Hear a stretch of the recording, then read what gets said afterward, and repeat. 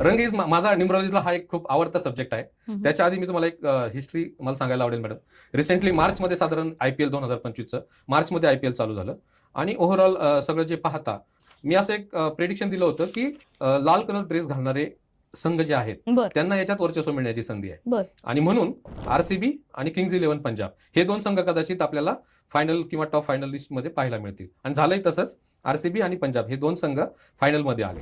त्यामध्ये पाहिलं तर RCBचा संघ थोडासा जास्त रेड कलर होता आणि किंग्ज 11 पंजाबचा जो कलर हे आहे तो थोडा कमी रेड होता. त्यावरून मग आणि बाकी सगळं कॅप्टन्स आणि त्यांचे बर्चा स्टडी करून मग मी प्रेडिक्शन दिलं होतं की RCB विल विन. आणि झाली तसंच. Rest is the history. RCB is the winner. कुठेतरी पामिस्ट आपला हात पाहायचा आणि तो सांगायचा की असं असं होईल. इव्हन माझ्या कॉलेजमध्ये माझा एक मित्र होता जो हात पाहून सांगायचा. त्यांनी मला ज्या काही गोष्टी त्यावेळेस सांगितल्या होत्या त्या बऱ्यापैकी अचूक घडल्या.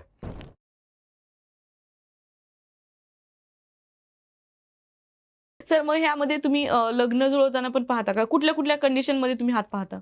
हात तर मी म्हणजे माझ्याकडे क्लायंट आला की त्याचं मी पहिलं तर न्यूमरॉलॉजिकल बर्थ चार्ट मी तयार करतो आणि त्यावरून मला बऱ्याचशा गोष्टी कळतात. इव्हन पर्सनल इयर, त्याचं नेम स्पेलिंग कोणत्या नंबरवर येते, ह्या सगळ्या गोष्टी आम्ही चेक करतो. त्याचा सध्याचा लाईफ काय ट्रेंड चालू आहे, त्याचं प्रोफेशन काय आहे, कोणत्या प्रोफेशन मध्ये त्याला चांगले यशस्वी होऊ शकतो तो, या सगळ्या गोष्टी आम्ही चेक करतो. आणि मग पॅमेस्ट्री पण पाहतो. आता लग्नासाठी सुद्धा ऍज आय सेड काही नंबर्स हे तुम्हाला फ्रेंडली नंबर्स असतात आपले आणि काही नंबर्स हे आपल्यासाठी न्यूट्रल असतात आणि काही नंबर्स मात्र ते अँटी असतात. म्हणजे त्या नंबरच्या व्यक्तीचं जर एकमेकांशी लग्न झालं तर डिझास्टर होण्याचे चान्सेस असतात. बापरे. त्यामुळं लग्नासाठी तरी मी आय विल रेकमेंड की प्रत्येक पालकांनी आपल्या मुलीचं आपल्या मुलाचं लग्न जुळल्यानंतर किंवा जुळवायच्या आधी एकदा तरी न्यूमरॉलॉजिकल कन्सल्टन्सी घ्यावी, जेणेकरून आपल्याला पुढे होणाऱ्या गोष्टी, आता तर आपण पाहतोय की डायव्होर्सचं प्रमाण खूप वाढलेलं आहे. सो ते टाळण्यासाठी आपण थोडंसं न्यूमरॉलॉजिकल कन्सल्टन्सी घेणं खूप गरजेचं आहे. आणि ते जर केलं तर नक्कीच आपल्याला त्यांचं लाईफ आणि काही काही गोष्टी प्रत्येक वेळी न्यूमरॉलॉजी जो कोणी आहे तो प्रत्येक वेळी नाहीच म्हणेल असंही नाही. छोट्या छोट्या रेमेडीज करून त्यांचा बर्थचा स्टडी करून छोट्या छोट्या रेमेडीज करून आपण त्यामध्ये आणि त्यांना त्याची जाणीव करून देऊ. पुढे जाताना तुमचं असं असं होणार आहे, तुमच्या ह्या अडचणी तुम्हाला येऊ शकतात. आणि आता जसं आपण सांगितलं की बऱ्याचदा काय होतं की आपण हसबंड जुळतं म्हणजे छान वाटतं, आपण लग्नही करतो आणि मग नंतर गोईंग डीपर आपल्याला मग काही दोष लक्षात यायला लागतात की अरे हे असं होतं, हा खूप चिडका आहे किंवा असं आहे तसं आहे किंवा ही खूप वगैरे वगैरे. तर ह्या गोष्टी आपल्याला वेल इन ऍडव्हान्स आधीच कळू शकतात आणि मग आपण मेंटली प्रिपेअर्ड राहू शकतो की तिचं बिहेवियर हे असं असणार आहे किंवा त्याचं बिहेवियर हे असं असणार आहे. मग त्यासाठी काही रेमेडीज आहेत. त्या रेमेडीजच्या मदतीनं आपण तो जो काही विकनेसेस आहेत ते विकनेसेस आपण करेक्ट करू शकतो आणि त्याला पॉझिटिव्हिटीमध्ये कन्व्हर्ट करू शकतो. सो अशा पद्धती आणि ते एकमेकांना अनुरूप आहेत का नाही ते चेक करू शकतो. अनुरूप थोड्याफार त्रुटी असतील तर त्या रेमेडीच्या मदतीनं दुरुस्त करून आपण पुढे जाऊ शकतो. बरोबर. सो प्रत्येकाने लग्नासारखं महत्वाचा डिसिजन घेण्याआधी ऍटलिस्ट न्यूमरॉलॉजिस्टची कन्सल्ट करावं असं मला खूप मनापासून वाटतं. कारण मी ह्या गोष्टीला पण सहमत आहे. कारण माझ्याच लग्नाच्या वेळेस मम्मीनं पाहिलं होतं तर तेव्हा आमच्या दोघांची नाळ ऐकू येत होती. सो मग माझं नाव चेंज करण्यात आलं आणि मग ते परत कंटिन्यू करण्यात आलं. सो आणखीन एक उदाहरण सांगेल. रिसेंटली मी शिल्पा शेट्टीला आम्ही भेटण्याचा योग आला. सो त्यावेळी शिल्पा शेट्टीने आपल्या मुलाखत मध्ये सांगितलं होतं तिची आई ही एक ऍस्ट्रोलॉजर आहे. सो तिने सांगितलं होतं की हे जे आहे हे बहुत अच्छा नाही जाएगा आणि हे अगोदर शिल्पा शेट्टीला सांगण्यात आलं होतं. तरी पण ती म्हटली की हमने पंगा ले लिया आणि रेस्ट इज द हिस्ट्री. म्हणजे काही अडचणी त्यांच्या आयुष्यात येत आहेत, आपण पाहतोय किंवा बातम्यांमध्ये ऐकतोय, पण दे आर ऍडजस्टिंग देअरसेल्व्स आणि they are living together. So अशा पद्धतीनं वेल इन ऍडव्हान्स आपल्याला कसं पुढचं लाईफ जाणार आहे ते थोडंसं आपल्याला कळू शकतं. बरोबर. सो आता येऊया वास्तूवर. म्हणजे तुम्ही खूप आणि वास्तू आता सध्याच्या घडीला खूप जास्त लोक करतात. सर, हा मग सायन्सचा भाग आहे का श्रद्धा आहे, काय नेमकं? वास्तू हे सुद्धा एक शास्त्र आहे. ती अंधश्रद्धा नक्कीच नाही. बरोबर. वास्तू हे एक शास्त्र आहे आणि ते पंचमहातत्वांवर आधारित आहे. पंचमहातत्व कोणती? जल, वायू, अग्नी, पृथ्वी आणि आकाश. तर ह्या 5 तत्व, प्रत्येक दिशेचं एक तत्व आहे आणि त्या दिशेला आवश्यक असणार किंवा त्या दिशेचं तत्व आपण जर तिथं फॉलो केलं तर नक्कीच आपल्याला त्यातून पॉझिटिव्ह रिझल्ट, पॉझिटिव्ह एनर्जीज आपण त्या एनकॅश करू शकतो. आणि या उलट जर आपण समजा एका ठिकाणी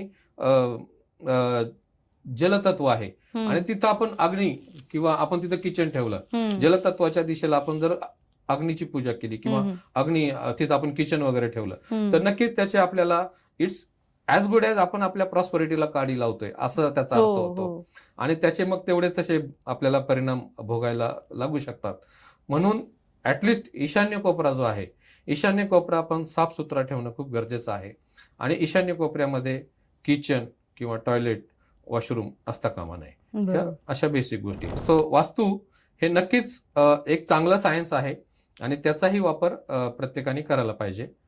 आता एक मॅडम, ज्यावेळेस मी न्यूमरोलॉजी आणि पामिस्ट्री ह्या 2 शास्त्रांचा अभ्यास केला त्यानंतर त्या व्यक्तीचं, जी कोणी क्लायंट आहे, त्याचं वैयक्तिक आयुष्य, त्याचं तर आयुष्य आपण स्ट्रॉंग बनवू शकतो, फलदायी यशस्वी बनवू शकतो. पण एवढा स्ट्रॉंग बर्थ चार्ट जर असेल पण त्याची वास्तूमध्ये दोष असेल तरी सुद्धा मग त्या एवढ्या चांगल्या बर्थ चार्टचा काही उपयोग होत नाही. म्हणून वास्तू पण तुमची तेवढी चांगली असणं खूप गरजेचं आहे. पॉझिटिव्ह रिझल्ट देणारी वास्तू असणं खूप गरजेचं आहे. बरोबर. सर, घरामध्ये सकारात्मक ऊर्जा येण्यासाठी काही छोटे टिप्स आमच्या सगळ्या महिलांसाठी शेअर करा. हो, नक्कीच. वास्तूमध्ये काही ज्या दिशा आहेत, उदाहरणार्थ उत्तर दिशा, ईशान्य दिशा, पूर्व दिशा, ह्या दिशा खूप शुभ मानल्या गेलेल्या आहेत आणि ह्या दिशा पॉझिटिव्ह एनर्जी घेऊन येत असतात. म्हणून आपला एंट्रन्स हा नेहमी पूर्वेला किंवा ईशान्येचा छोटासा कोपरा किंवा उत्तरेकडून असावा, दारे खिडक्या असाव्यात तिकडं. म्हणजे तिकडून येणारी जी एनर्जी आहे ती पॉझिटिव्ह एनर्जी आपण घेऊ शकतो. त्या मानानं शक्यतो दक्षिणची बाजू आहे, दक्षिण बाजू म्हणा, दक्षिण बाजू शक्यतो तिथून येणारे जे वारा आहे किंवा येणारा जो प्रकाश आहे तो शक्यतो कमी खिडक्या असावा किंवा क्वचित ते उघडल्या जाव्यात अशा पद्धतीनं. आणि ही जी एनर्जी जी आहे ती शक्यतो खालच्या लेवलला 4 ते 5 फुटावर ती एनर्जी जास्त ऍक्टिव्हेटेड असते. आणि जसं जसं वर जातो तशी एनर्जी, पॉझिटिव्ह एनर्जी म्हणा किंवा निगेटिव्ह एनर्जी म्हणा, तिचा स्रोत हा कमी होत जातो. म्हणून खालच्या लेवलला, ग्राउंड लेवलला आपण थोडंसं खेळतं फर्निचर वगैरे असेल तर ते सुद्धा थोडं हाईटवर ठेवायला पाहिजे. ही एक बेसिक गोष्ट. नंतर आपण आपल्या घरामध्ये जसं मी सांगितलं की उत्तर दिशा हे जलतत्व आहे, ईशान्य कोपरा जलतत्व आहे, पूर्वेचा काही भाग हा सुद्धा जलतत्व आहे. तर या दिशेकडून जलतत्व येत असं आपण या दिशेला जलतत्वाच्या गोष्टी ठेवल्या पाहिजेत. किंवा एखादा जसं पाण्याचा धबधबा, वॉटरफॉल, तो आपण या ईशान्य दिशेला किंवा उत्तर दिशेला आपण ठेवायला हवा. किंवा मग जसं वॉटरफॉल, आता मार्केटमध्ये वॉटरफॉल्स वगैरे मिळतात, पाणी सतत वाहत असतं, खाली पडतं परत वर जातं वाहतं. तर तो जो वॉटरफॉल आहे तो वॉटरफॉल पण आपण उत्तर दिशेला लावू शकतो. मी स्वतः माझ्या घरात वॉटरफॉल मी आणलेला आहे आणि तो दिवसातले 4 ते 5 तास मी तो नेहमी चालू ठेवतो. सो त्याच्याही प्रॉस्पेरिटीसाठी आपल्याला खूप चांगली मदत होते. हे एक झालं. दुसरं, कासव जे असतं तांब्याच्या छोट्याशा प्लेटमध्ये कासव असेल, तांब्याचं कासव, तेही आपण एंट्रन्स पासून थोडंसं एक 4-5 फुटावर तेही आपण ठेवायला हरकत नाही, तेही आपण ठेवू शकतो. त्यानेही पॉझिटिव्ह एनर्जी आपल्या घरामध्ये येऊ शकते.